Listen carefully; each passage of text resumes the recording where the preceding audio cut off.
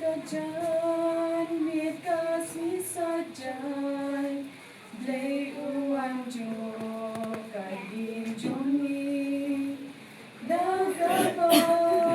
uang siang noya Ipaba i jongi Hap dengi jingpang balabat kamslem Ya kamet bantelot jong i Minta ilalay no panaki Gamin sin jong i gaheno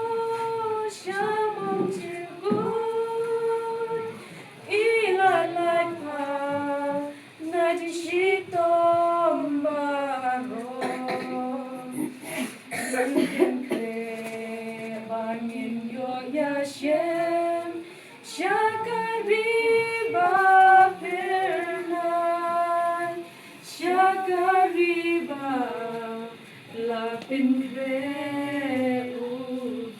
utrai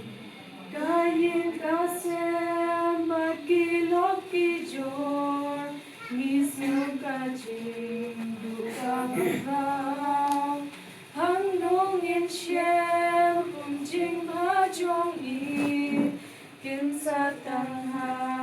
jingin mau Raya rao ya jingin jong i Din jaki jong i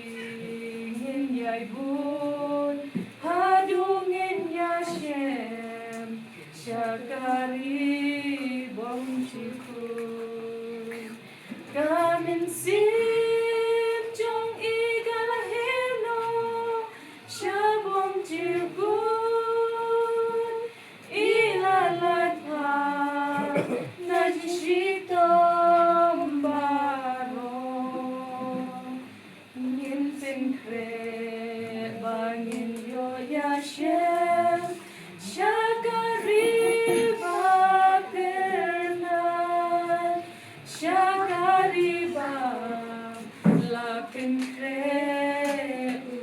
utrai Gamin sim jong i galaheno